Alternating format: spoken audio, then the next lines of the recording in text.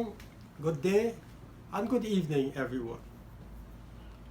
Welcome once again to another of our programs, Straight Talk. This week, we will talk about a topic entitled Marking Time.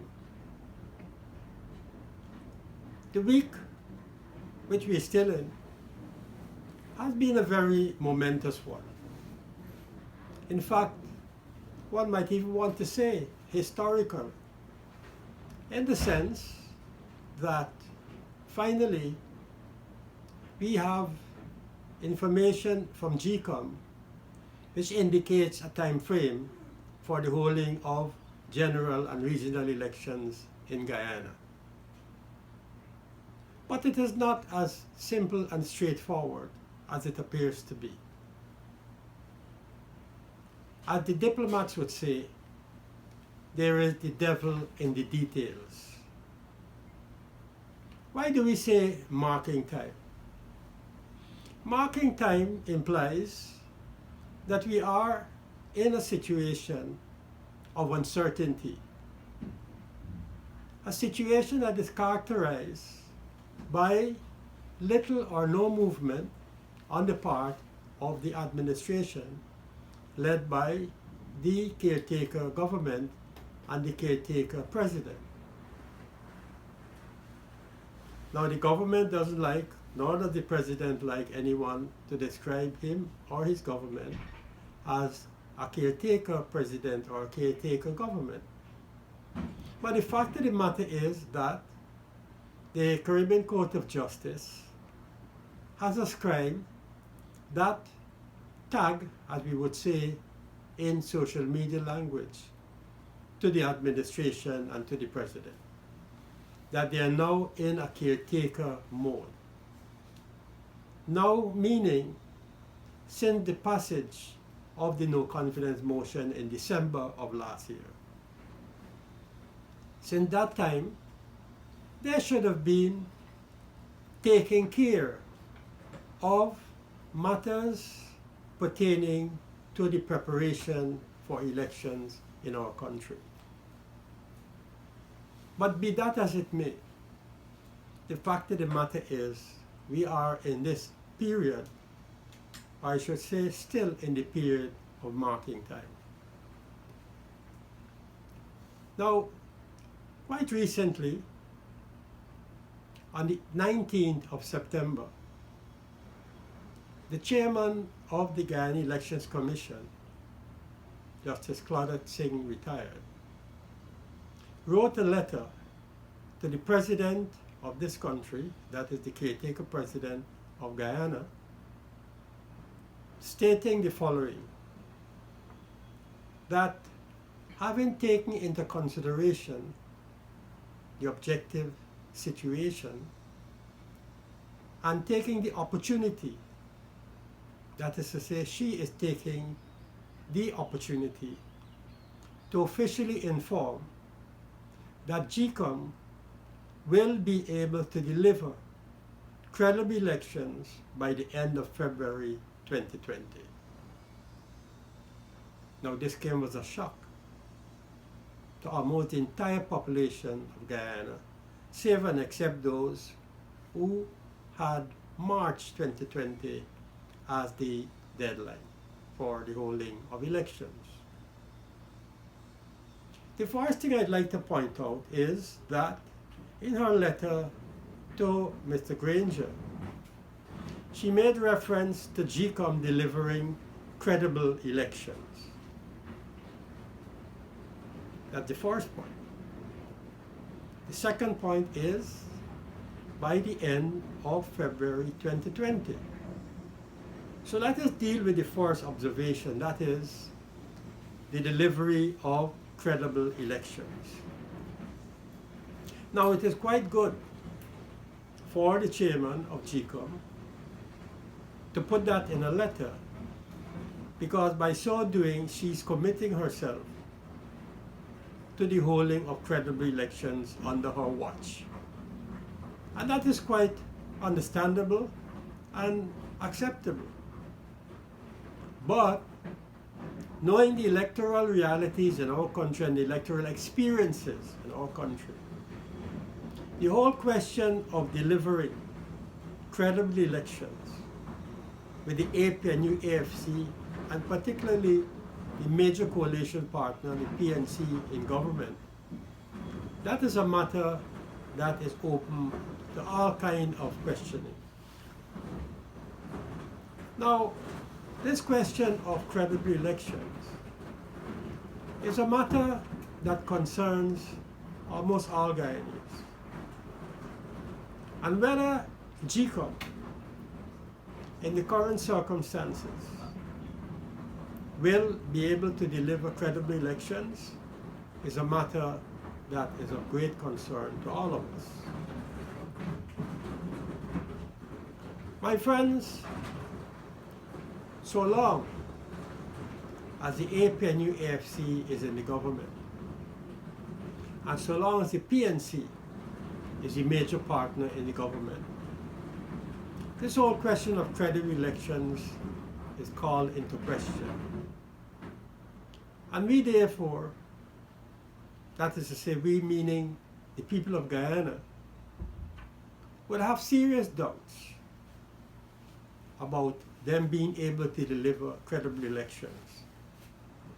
Now, we all in Guyana want credible elections. There's not a single Guyanese who would oppose the holding of credible elections in Guyana. But there's always that million-dollar question, so long as the PNC is around, as to whether indeed a GCOM, which we know the PNC and the APNU have been trying their level best to control, can they deliver credible elections? And like I said, all of us want credible elections. But that doesn't mean to say that because that was in a letter from the chairman of GCOM to the caretaker president, it means that we must drop our guard and do not be on the alert as to what are the serious possibilities in Guyana. The second observation has to do with elections being held by the end of February 2020, or GCOM being ready for the holding of elections by February 2020. Now, this is rather strange.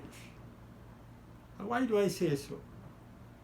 I say so because this very GCOM chairman had told both government and opposition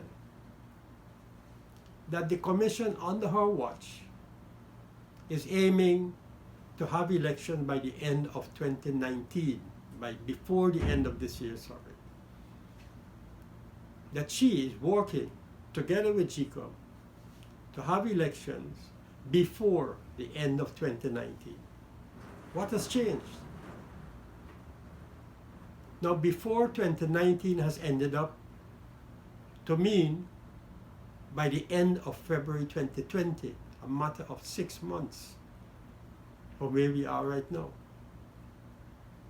So, people are asking, a lot of people are asking, why has the chairman of GCOM given this illegal government another 6 months more of illegality?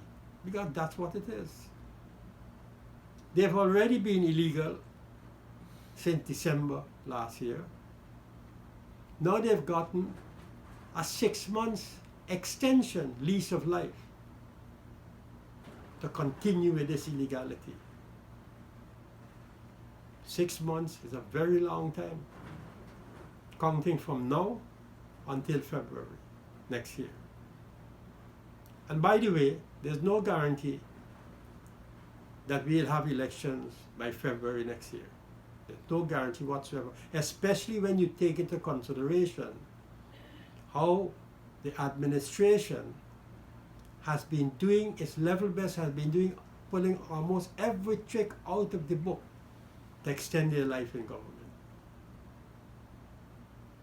So GCOM has said by the end of February 2020.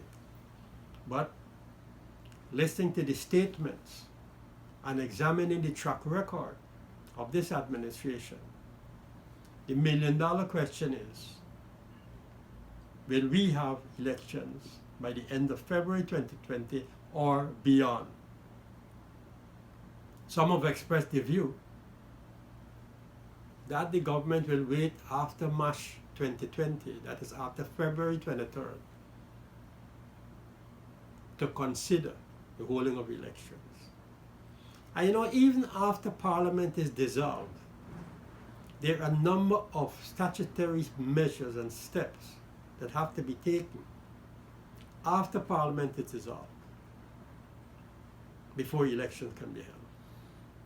And that can run into 2 or 3 months afterwards.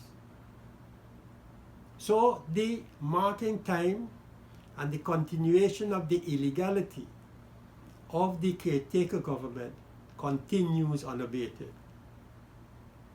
And we must oppose this 6 months extension of illegality. It is unacceptable, as the previous months, from December to now, were unacceptable as well. So there's a continuation, there's a continuity of this illegality. And somehow or the other, moving from election before the end of 2019 to election by the end of February 2020 is something that amazes thousands of Guyanese in our country. Then we have the question of breaching the Constitution.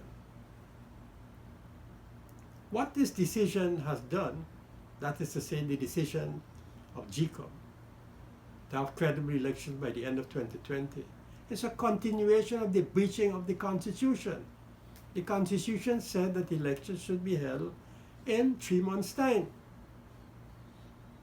Now this is going into almost more than a year after the no confidence motion had been passed. So, apart from the continuation of the illegality of the caretaker government, we have a continuation of the breaching of the Guyana Constitution, trampling on the Guyana Constitution by this administration.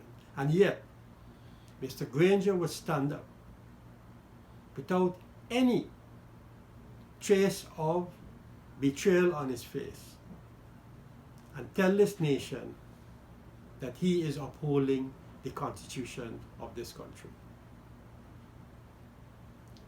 This means that there's a tremendous amount of dissatisfaction in our country with this letter, or the contents of this letter written to the caretaker president.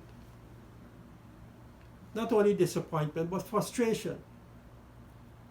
People are not only disappointed, they're terribly frustrated on this matter. Almost every single Guyanese were hoping that we would have elections this year. Not only hoping, but praying and hoping that we will have elections before the end of this year. But lo and behold, they have been given by the chairman of GCOM 6 months more of their illegal squatting in government, because that is effectively what they're doing, squatting illegally in government. Now, what has been the president's response? What has been Mr. Granger's response to the letter written by the chairman of GCOM?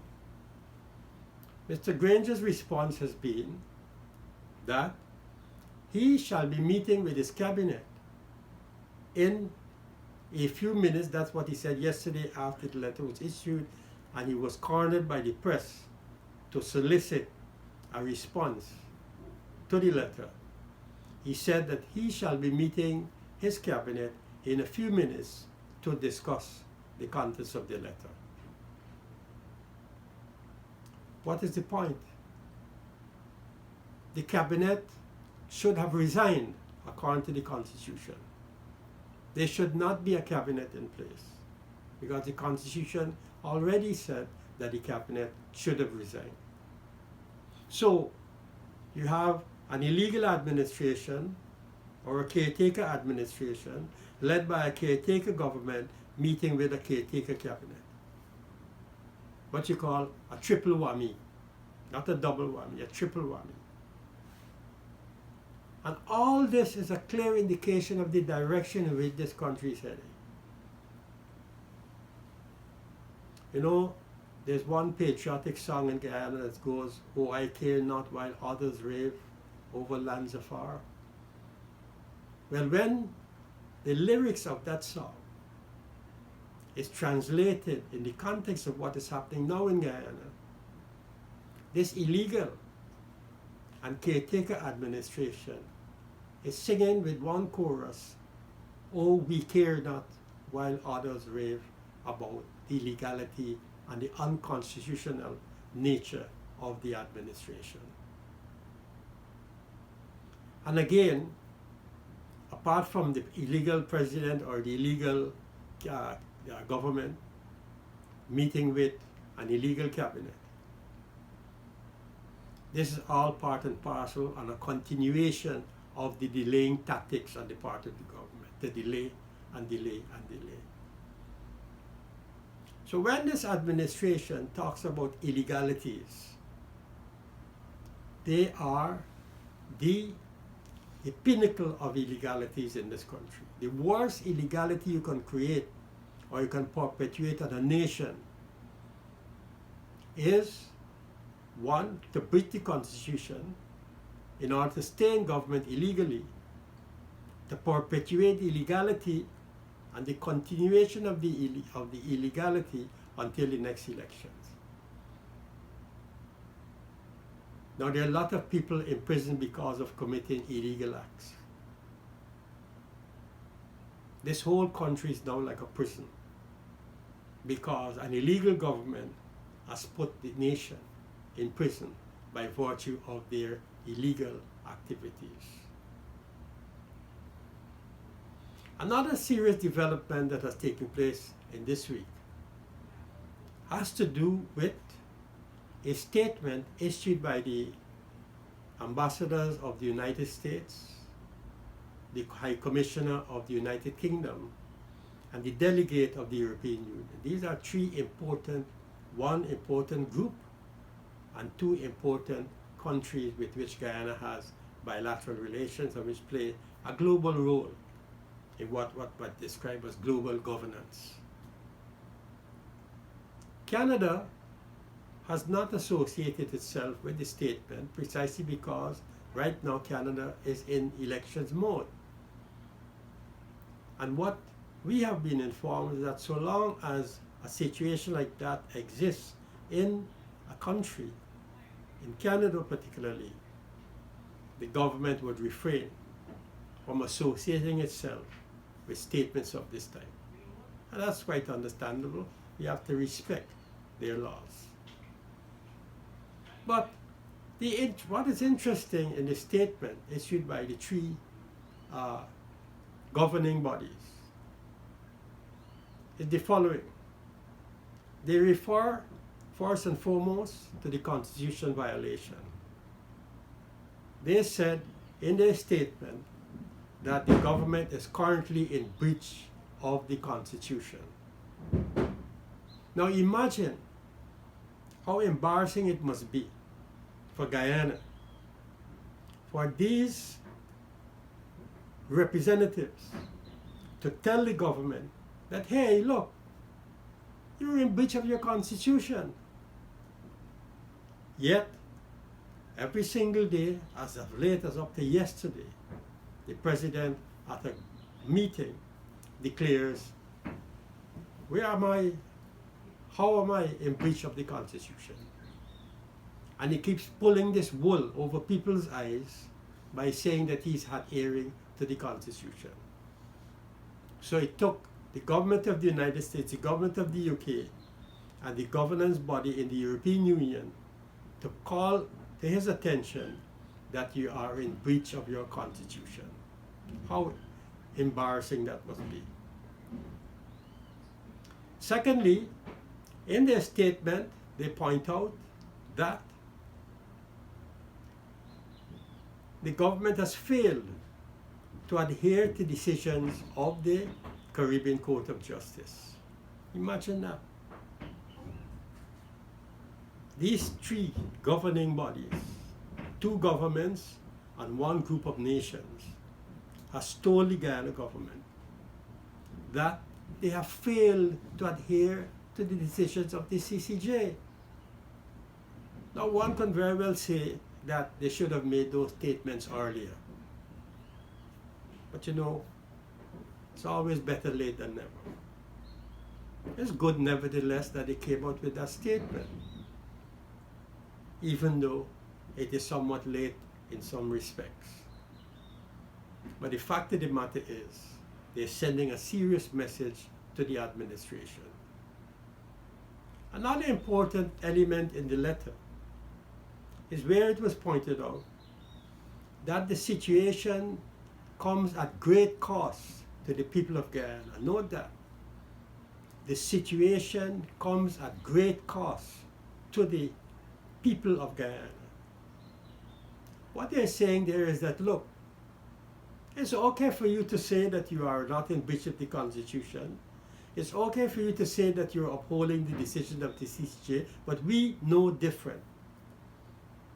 And we know that by virtue of these illegal acts, one, breach of the Constitution, and not adhering to the decision of the CCJ, you are putting at risk and making the situation to be of great cost to the people of Guyana.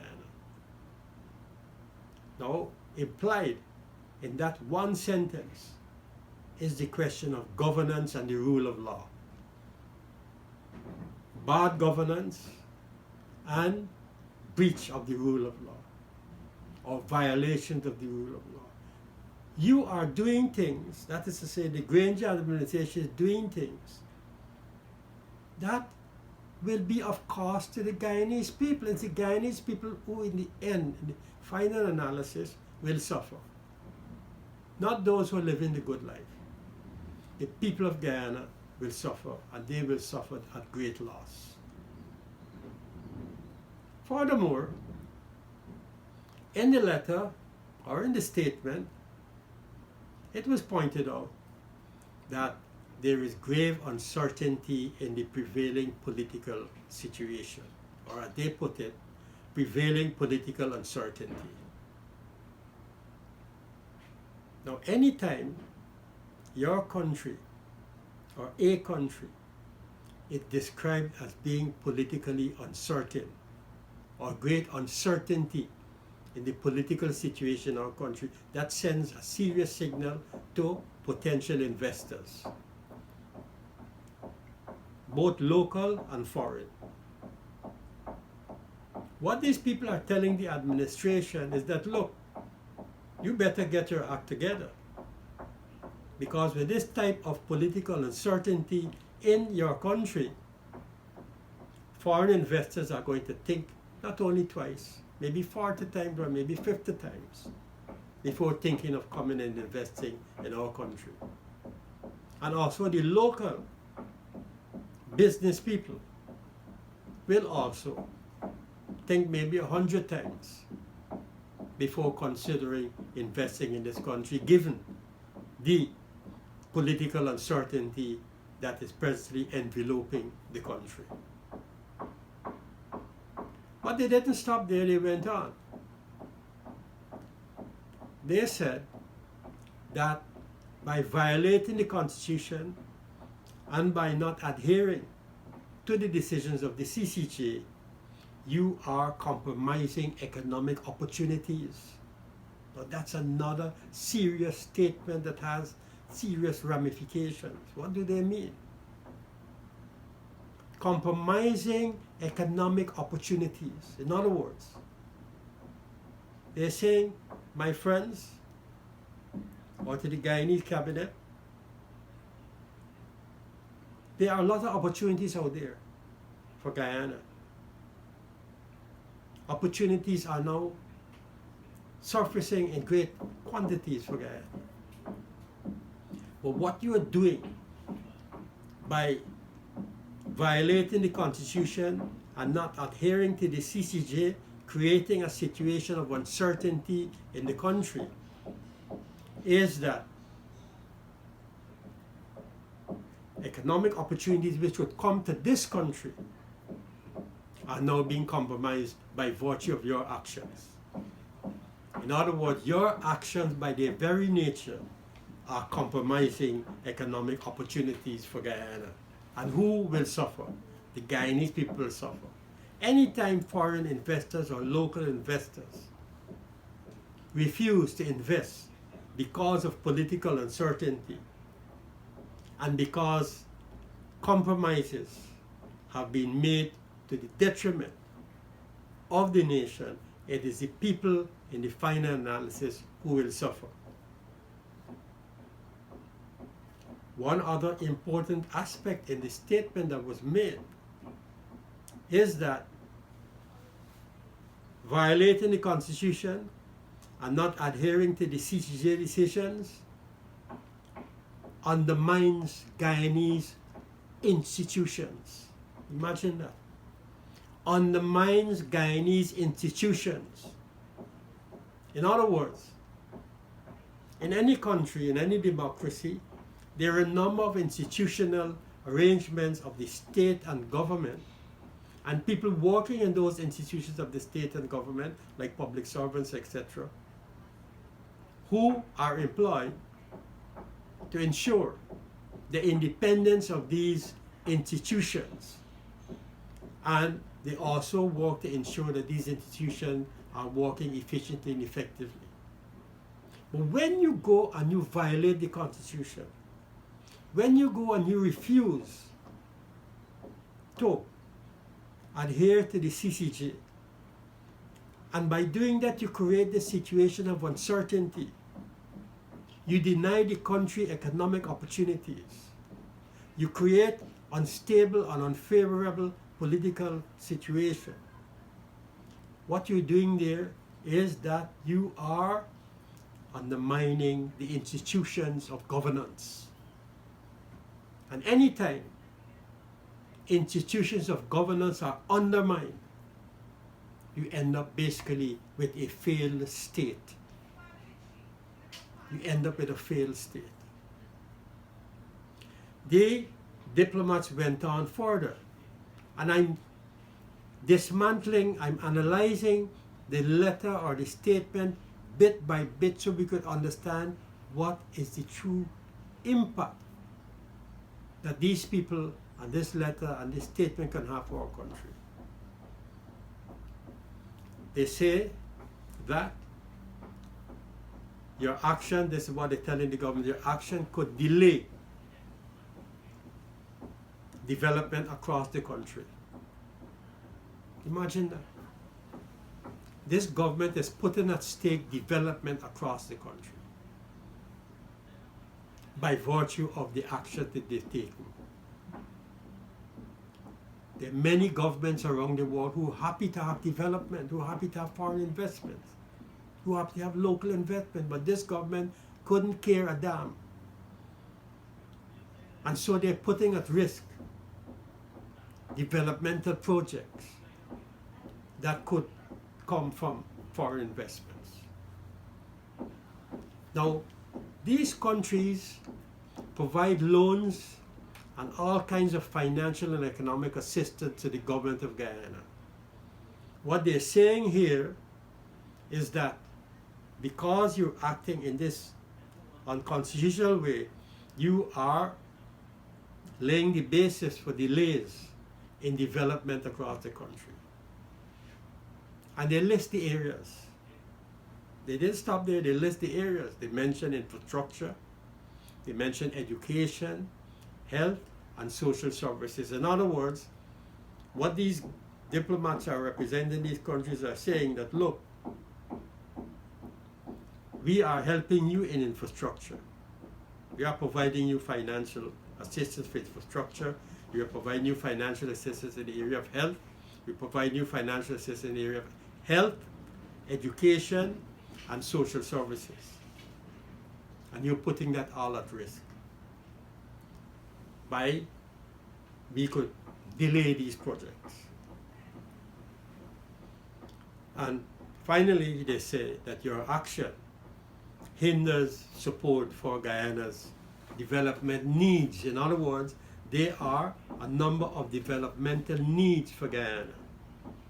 And these developmental needs for Guyana could be speeded up, could be expedited with the help of the donor community. But when you're acting like you're acting, behaving like you're behaving, watch it.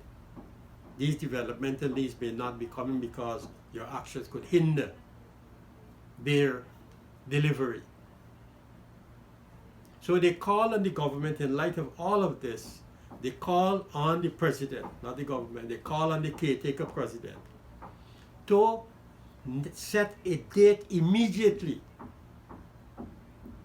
in full compliance with the Guyana Constitution. I repeat that. They have called on the interim president or the caretaker president to set a date immediately in full compliance with the Guyana Constitution.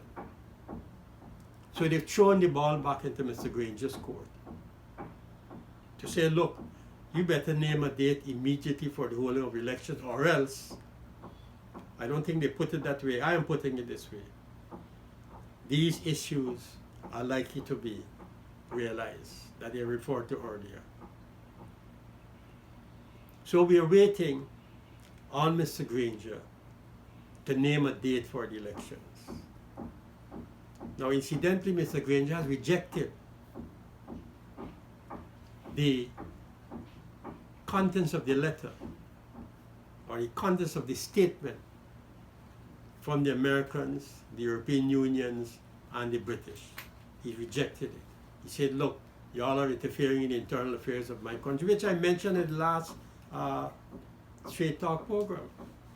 He wants to get away with all these things, and he doesn't want these countries to monitor the behavior of his government, his illegal government, and he doesn't want them to tell him that he should name a date for the elections. In other words, he must get off scotch-free with all this skullduggery.